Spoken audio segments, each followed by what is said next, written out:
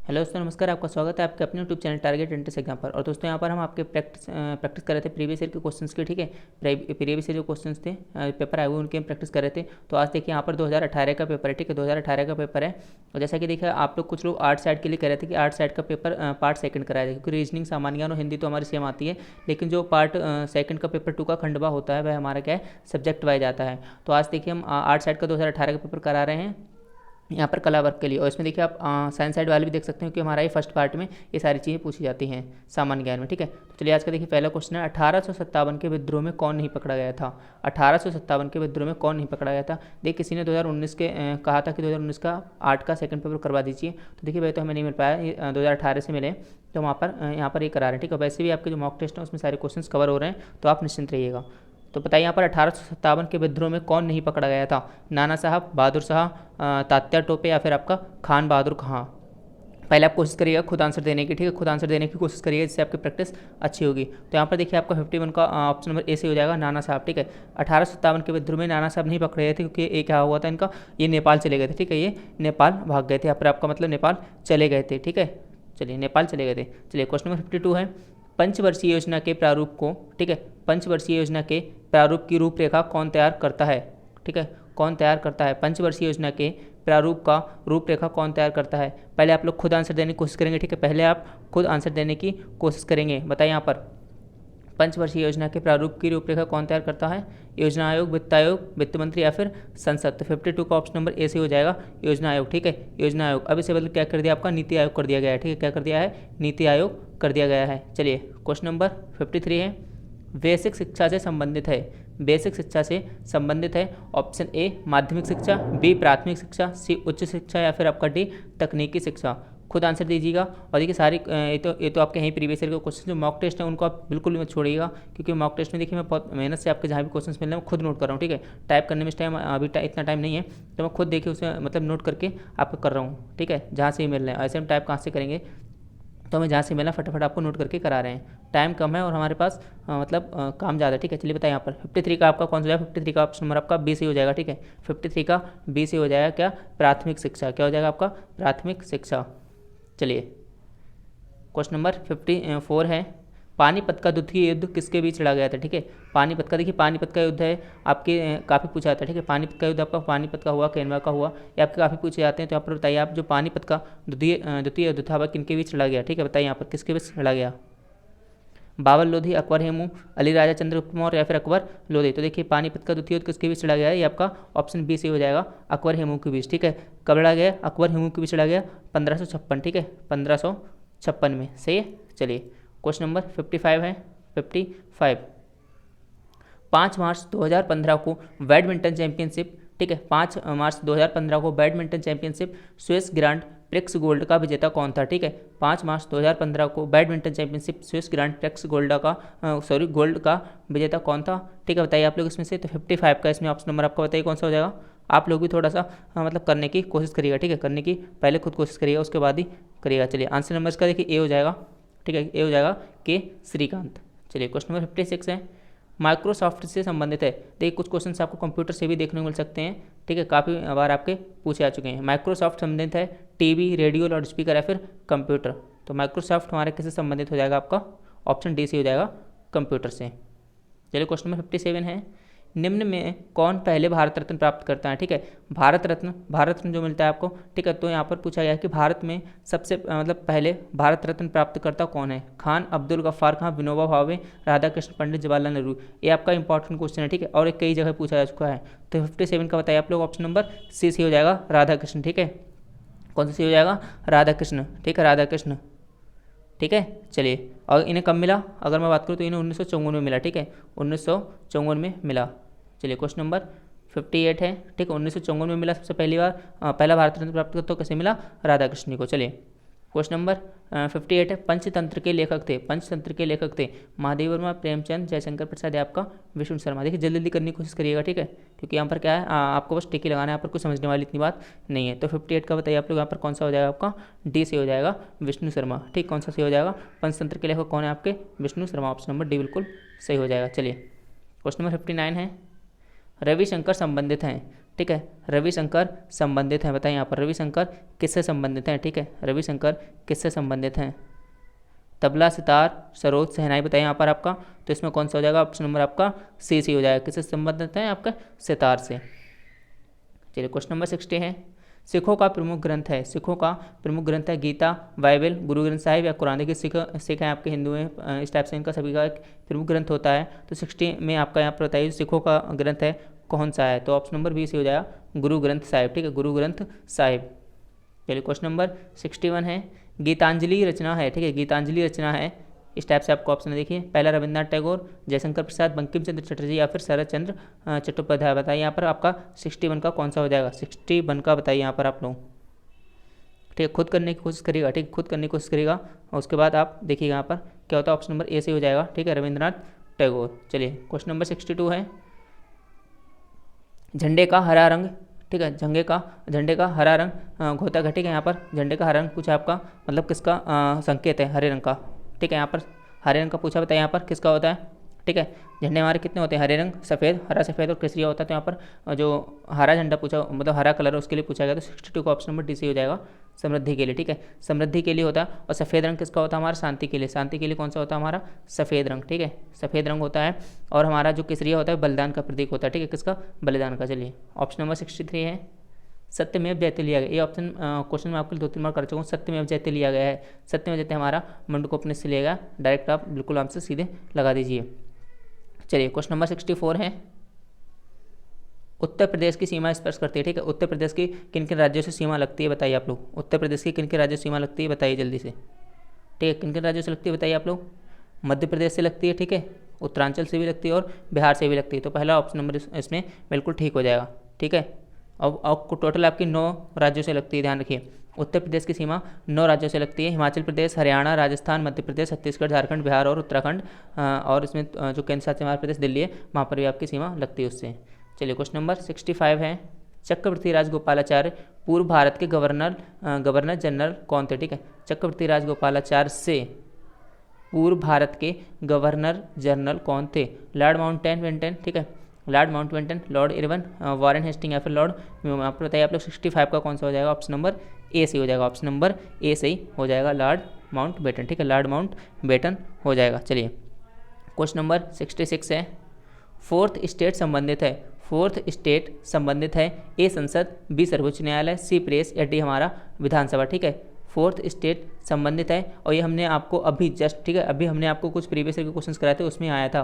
तो ऐसे क्वेश्चंस आपके बार बार रिपीट भी होते रहते हैं, ठीक है, उनका थोड़ा पूछने तरीका वहाँ पे अलग था, वहाँ पर हमारा क्या था, ठीक है, वहाँ पर हमारा क्या था, वहाँ पर पूछा गया था, उस टाइप से पूछा गया था चौथा, ठीक है, चौथा खंबा टाइप का पूछा गया था, ठीक है, चौथा खंबा, तो या फिर चौथा स्तंभ। तो यहाँ पर फोर्थ स्टेट किस संबंधित है आपका, प्रेस से, ठीक है, किससे हो जाएगा, प्रेस से, ध्यान रखिएगा। चलिए क्वेश्चन नंबर 67 है, हिमालय स्पर्श करता है, ठीक है, हिमालय स्पर्श करता है किन राष्ट्रों से, देखिए, भारत, चीन, नेपाल, भारत, चीन, इराक, भारत, नेपाल, इंडोनेशिया, चीन, नेपाल, श्रीलंका।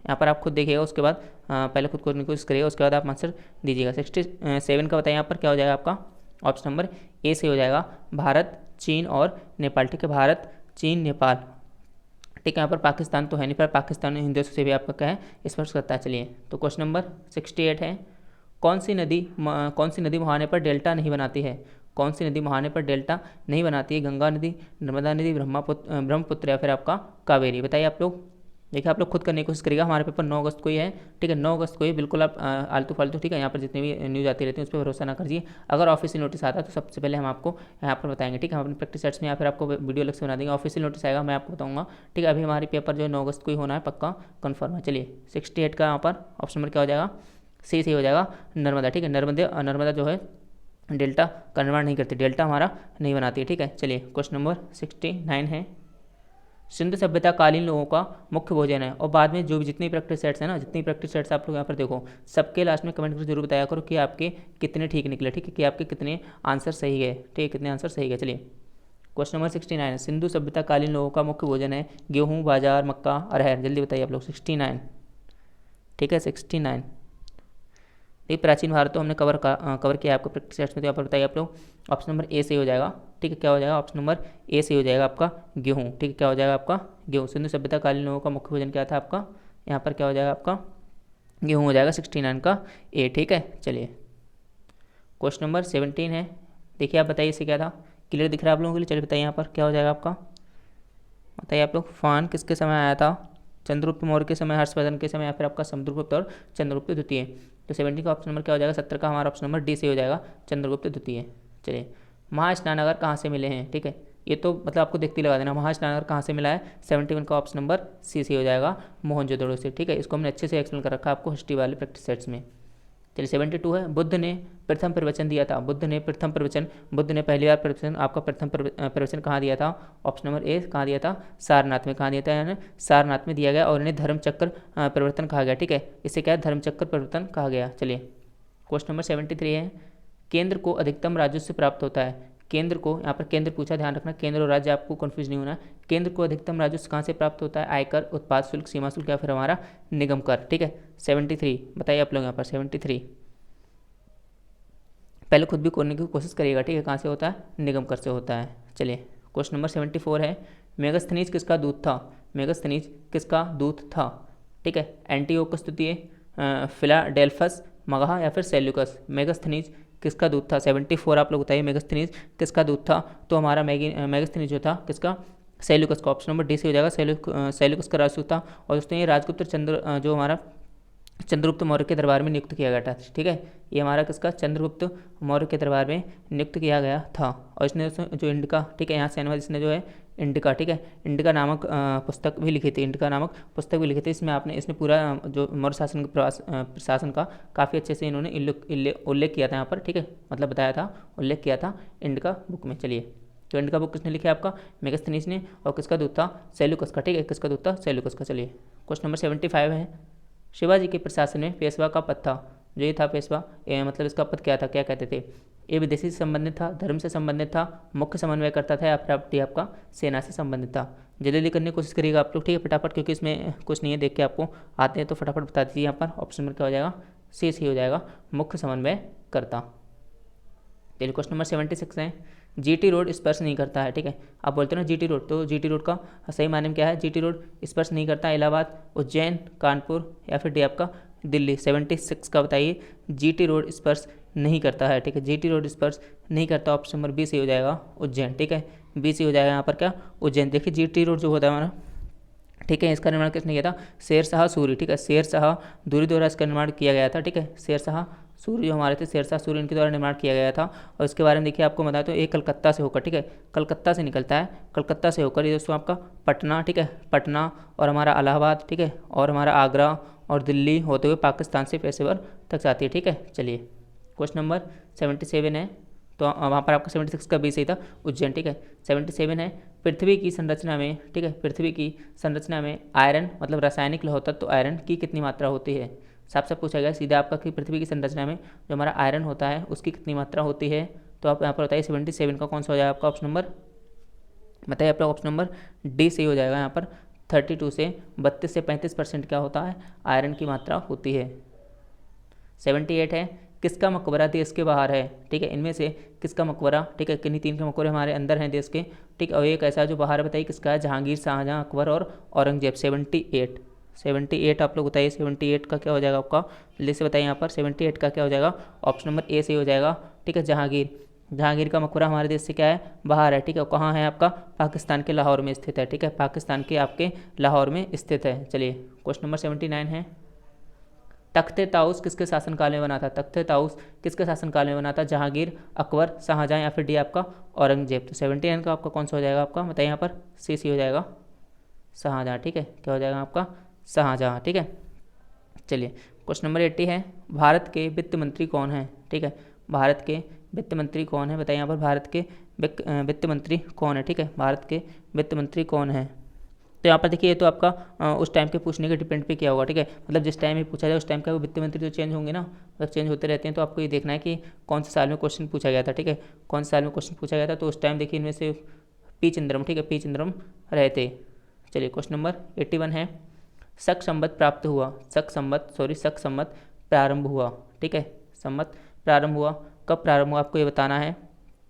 ऐसे क्वेश्चन को देखिए कुछ आपको याद ही करना पड़ेगा। ठीक है, इनको याद नहीं करना पड़ेगा, कोशिश करिए इधर उधर से कुछ आप अगर रिलेट कर सको तो बहुत अच्छी बात है, तभी आपको ये एक अच्छे लंबे समय तक याद रहेंगे। तो ऑप्शन नंबर ए से हो जाएगा 78 ईस्वी। ठीक है, चलिए क्वेश्चन नंबर 82 है, झंडा समिति का अध्यक्ष कौन था? झंडा समिति का अध्यक्ष कौन था? राजेंद्र प्रसाद, जेपी कृपलानी, ठीक है, या हमारा भीमराव अम्बेडकर साहब, या फिर आपका जयप्रकाश नारायण। 82 का बताइए आप लोग क्या हो जाएगा? 82 का बताइए आप लोग।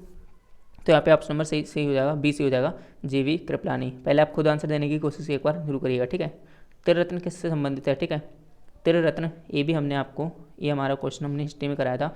त्रिरत्न किसने संबंधित है? आपका गलत नहीं होना चाहिए, किससे संबंधित है आप लोग बताइए। 83 का यहाँ पर ऑप्शन नंबर ए से हो जाएगा, जैन धर्म से। ठीक है, किससे? जैन धर्म से। ठीक है, ठीक है, जैन धर्म से। इसमें हमारा त्रिरत्न, इसमें देखिए क्या है, ठीक है, यहाँ पर त्रिपटक का भी उल्लेख है। ठीक है, बौद्ध धर्म में हमारा क्या है यहाँ पर, अगर मैं इसकी बात करूँ इसमें, तो यहाँ पर क्या है, त्रिपटक का उल्लेख है। त्रिरत्न का पूछा गया तो जैन धर्म, ठीक है, और बौद्ध धर्म हमारा किसका? त्रिपटक का उल्लेख है, तो ये आपको ध्यान रखना है। चलिए क्वेश्चन नंबर 84 है, बुद्ध ने प्रवचन किस भाषा में दिया? ठीक है, बुद्ध ने, ठीक, भगवान बुद्ध ने प्रवचन किस भाषा में दिया? प्राकृत, पाली, संस्कृत या फिर अपभ्रंश? बताइए। ये क्वेश्चंस ऐसे हैं जो आपके मैं समझता हूँ काफ़ी बार पूछे जाते हैं। ठीक है, बताइए, यहाँ पर कई सारे एग्जाम्स में पूछे जा रहे हैं लगातार, तो ऑप्शन नंबर बी से हो जाएगा, पाली भाषा में। ठीक है, पाली भाषा में। चलिए 85 है, कौन सी पुस्तक बौद्ध धर्म से संबंधित है? ये कुछ पुस्तक दी गई हैं, इसमें से आप बताइए कौन सी बौद्ध धर्म से संबंधित है। पेपर हमारा 9 अगस्त को है, बिल्कुल भी हमें, ठीक है, कोई ढील नहीं देनी तैयारी में, अपने फटाफट तैयारी करते हैं। सबसे पहले जो आपने पहले पढ़ रखा उसका आप रिवीजन करना बहुत जरूरी है। मुझे पता है आपका मतलब कई बार पोस्टपोन हो चुका, तो यहाँ पर आप भूल भी गए हो, तो सबसे पहले आपको रिवीजन करना बहुत जरूरी है, जो आपने पहले पढ़ रखा उसके बाद आप प्रीवियस ईयर के पेपर करिएगा। 85 का ऑप्शन नंबर ए से हो जाएगा, बिना पटक, जो हमारी बौद्ध धर्म से संबंधित है। ठीक है, बौद्ध धर्म से संबंधित है। चलिए क्वेश्चन नंबर 86 है, पिंगम्मी संबंधित है। ठीक है, पिंगम्मी संबंधित है Congo basin, Amazon basin, Indonesia या फिर दक्षिण अफ्रीका। ठीक है, तो 86 का ऑप्शन नंबर ए से हो जाएगा। ठीक है, ए से हो जाएगा। ये है क्या? ये है क्या? एक बेसिन की जाति है। ठीक है, ये आपका बेसिन की जाति है, और कांगो अफ्रीका जो हमारा महाद्वीप में स्थित एक देश है। ठीक है, कांगो अफ्रीका जो हमारा मतलब महाद्वीप में स्थित एक देश है। ठीक है, उसकी क्या है? जनजाति है हमारी क्या? पिंगमी। ठीक है, तो ये आप ध्यान रखिएगा। चलिए क्वेश्चन नंबर 87 है, गुप्तकालीन वैद्य हैं, गुप्तकालीन वैद्य है, इसमें से कौन से हैं हमारे बताइए। 87 का ऑप्शन नंबर आपका क्या हो जाएगा बताइए? यहाँ पर डी से हो जाएगा, धन्वंतरी। धन्वंतरी हमारे क्या हैं? गुप्तकालीन वैद्य हैं, और ये महान साहित्यकार थे। ठीक है, सॉरी, यहाँ पर धन्वंतरी हमारे हैं। ठीक है, जो हमारे क्या हैं? गुप्तकालीन वैद्य हैं। ठीक है, गुप्तकालीन वैद्य हैं। और जो कालिदास हैं, कालिदास हमारे, कालिदास, ठीक है, देखिए चीज़ों को जब रिलेट करके पढ़ेंगे तभी आप, ठीक है, चीज़ों को जब आप रिलेट करके पढ़ेंगे तभी आप इन्हें अच्छे से याद रख सकते हैं। तो हमारे कालिदास हैं, वो गुप्तकालीन के जो है महान साहित्यकार रहे। ठीक है, महान साहित्यकार रहे, तो चीज़ों को आप रिलेट करके पढ़िएगा। ठीक है, ये हमारे महान साहित्यकार रहते, और यहाँ पर वैद्य पूछा है तो वैद्य कौन रहते? धन्वंतरी रहते। चलिए 88 है, हल्दी घाटी युद्ध में मुगल सेना का नेतृत्व किया। जो हल्दी घाटी युद्ध था उसमें मुगल सेना का नेतृत्व किसने किया था? इनमें से देख के बताइए आप लोग, किसने किया था? मान सिंह ने किया था। ठीक, किसने किया था? मान सिंह ने किया था। 88 का ए, ठीक है, मान सिंह ने किया था। और युद्ध आपका 1576 में राणा प्रताप के विरुद्ध लड़ा गया। ठीक है, जिसमें हमारा मुगल सेना की विजय हुई, मुगल सेना की विजय हुई। चलिए 89 है, टॉमस रो किसके दरबार में आया था? टॉमस रो किसके दरबार में आया था? तो ये हमारे जहांगीर के दरबार में आया था। चलिए क्वेश्चन नंबर 90 है, देखिए फटाफट थोड़ा आप स्पीड बढ़ाइए। क्वेश्चन नंबर 90 है हमारा, खानवा के युद्धों में राजपूतों का नेतृत्व किया। खानवा के युद्ध में, ठीक है, अभी हमारा का ऊपर मुगलों का था। ठीक है, यहाँ पर राजपूतों का पूछा गया, राजपूतों का नेतृत्व किया खानवा के युद्ध में। ठीक है, खानवा के युद्ध में बताइए तो किसने किया? ऑप्शन नंबर ए से हो जाएगा, राणा सांगा ने। ठीक है, किसने किया यहाँ पर? आपका राणा सांगा ने किया। चलिए क्वेश्चन नंबर 91 है, गुनाहों का देवता, ठीक है, गुनाहों का देवता किसकी रचना है? गुनाहों का देवता किसकी रचना है? मोहन राकेश, धर्मवीर भारती, केदारनाथ या फिर डी आपका अमृतलाल नागर। बताइए यहाँ पर, देखिए जल्दी जल्दी करिए। ठीक है, तो 91 का बी से हो जाएगा आपका धर्मवीर भारती। इसमें तो कुछ याद ही करने वाली चीज़ है। मेघदूत क्या है? ठीक है, हमें बताना है कि जो वर्ड हमारा मेघदूत है वह हमारा क्या है। ठीक है, मेघदूत वर्ड हमारा क्या है? 92 आप बताइए यहाँ पर, बताइए यहाँ पर बी हो जाएगा खंडिका। और प्रीवियस ईयर के क्वेश्चंस बिल्कुल भी आपको छोड़ने नहीं है। ठीक है, ये तो हमें करके ही जाना है, प्रीवियस ईयर के क्वेश्चंस और प्लस मॉक टेस्ट। ठीक है, ये आपको करके ही जाना है। 92 का ऑप्शन नंबर बी। और जो भी आप तैयारी कर रहे हैं तैयारी को और बेहतर बनाते रहिए। 93 है, कौन भक्ति आंदोलन से संबंधित? आप लोग शेयर नहीं करें। देखिए जो भी हमारे जितनी फ्रेंड्स हैं यार, मतलब जो भी बीएड की तैयारी कर रहे हैं, ठीक है, आप लोग क्यों शेयर नहीं करते? जो भी हमारी बीएड की तैयारी कर रहे हैं आप सबको सेंड करिए ना, ज़्यादा से ज़्यादा यहाँ पर शेयर करिए। ठीक है, ज़्यादा से ज़्यादा शेयर करिए, तभी तो हम आपके लिए और अच्छा कर पाएंगे। चलिए 93 बताइए यहाँ पर, 93 का ऑप्शन नंबर आपका कौन भक्ति आंदोलन से संबंधित है, ए सही हो जाएगा, कबीर। ठीक है, कबीर हमारे भक्ति आंदोलन से संबंधित है। 94, जल्दी थोड़ा बताइए आप। ठीक है, ज़्यादा नहीं, 6 क्वेश्चन हो जाए हमारे। स्याही के दाग को छुड़ाते हैं, ये केमिस्ट्री वाले प्रैक्टिस सेट्स में बताया था। स्याही के जो है दाग, ये हमारा केमिस्ट्री से रिलेटेड है बल्कि आप। ठीक है, तो देखिए यहाँ पर आर्ट साइड का पेपर है और साइंस के भी क्वेश्चन आ रहे हैं। ठीक है, तो मतलब आपके जो है जीके कहीं से भी कुछ भी पूछ सकते हैं, तभी आपका कहा जाता है कि आप लोग साइंस भी मतलब प्रैक्टिस की करते रहिए, क्योंकि वहाँ से भी आपके क्वेश्चन जो होता है जरूर पूछे जाते हैं, तो यहाँ पर भी हो जाएगा। ऑक्जेलिक एसिड जो होता है, ऑक्जेलिक अम्ल होता है, उससे स्याही के दाग छुड़ाते हैं। चलिए 95 है, बारदोली आंदोलन से संबंधित है, बारदोली आंदोलन से संबंधित हैं। ठीक है, यहाँ पर जो बारदोली आंदोलन हुआ था उससे हमारे कौन इसमें से संबंधित है, आपको यहाँ पर बताना है। तो यहाँ पर ऑप्शन नंबर आपका बताइए कौन सा सही हो जाएगा। 95 है, सरदार पटेल। ठीक है, सरदार वल्लभ भाई पटेल हमारे बारदोली आंदोलन से ये हमारे संबंधित हैं। ठीक है, यहीं पर इस आंदोलन की सफलता पर इन्हें जो है सरदार की उपाधि भी मिली थी, तभी इन्हें सरदार की उपाधि मिली थी। ऐसे भी क्वेश्चन आ सकता है कि सरदार की उपाधि जो हमारे सरदार पटेल वल्लभ भाई इन्हें कब मिली, तो बारदोली आंदोलन के सफल होने पर इन्हें दी गई। चलिए क्वेश्चन नंबर 96 है, डलहौजी ने अवध का अधिग्रहण किया, डलहौजी ने अवध का अधिग्रहण किया, ठीक, किस नीति से किया, यहाँ पर बताना आपको किस नीति से किया। तो 96 का भी हो जाएगा कुशासन का आरोप। ठीक है, चलिए 97 है, हेन सांग किसके समय में आया था, किसके समय में आया था 97, बताइए 97 बताइए आप लोग, क्या हो जाएगा, हर्षवर्धन। ठीक है, किसके समय पर आया था ये आपका, हर्षवर्धन के समय पर आया था। किसके समय पर आया था, हर्षवर्धन के समय पर आया था, शासनकाल में उनके आया था। 98 बताइए आप लोग।